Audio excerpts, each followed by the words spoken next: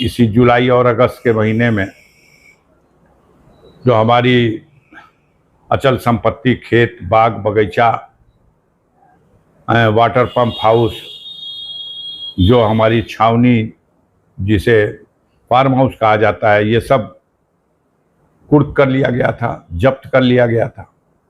खड़ी फसलें जब्त कर ली गई थी। देश में कानून का राज है। न्यायपालिका से आदेश हो गया।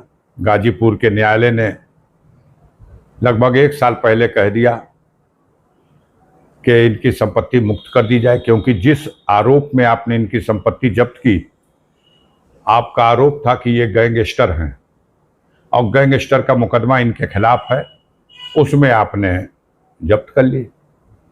तो उस गैंगस्टर के मुकदमे में गाजीपुर की अदालत से 4 वर्ष कैद और 1 लाख का जुर्माना हुआ था। लेकिन उस आदेश को माननीय उच्च न्यायालय इलाहाबाद ने निचली अदालत के आदेश को निरस्त कर दिया और सारे आरोपों से हमें दोषमुक्त कर दिया।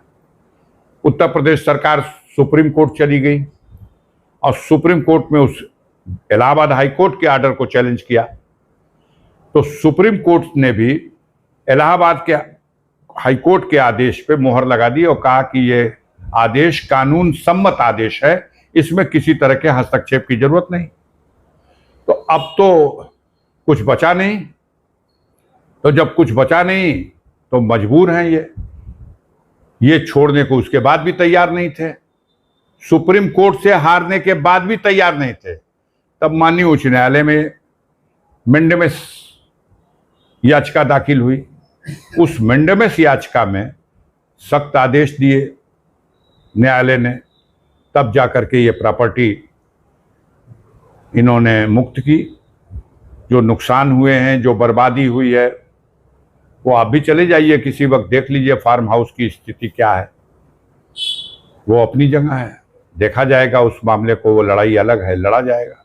कौन कौन संपत्ति अभी मुक्त हुई है सर? खड़िया में मेरा एक पंपिंग सेट था, बोरिंग, और वहाँ खेत था।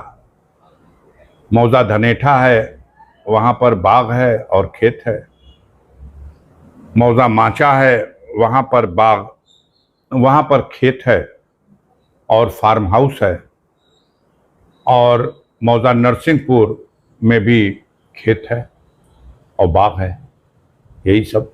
एक शक्करपुर में भी खेत है, मौजा शक्करपुर में, वहाँ की भी ज़मीन जो इन्होंने कुर्क किया था उसको वापस किया। पूरे आप ही के नाम से था कि बेटियों के नाम से? नहीं, ये तो सवाल नहीं है। उन्होंने कुर्क किया था मेरा कह करके। अब मेरे से मतलब मेरे पत्नी का, मेरे बच्चों का, मेरी बेटियों का, सबका नाम है।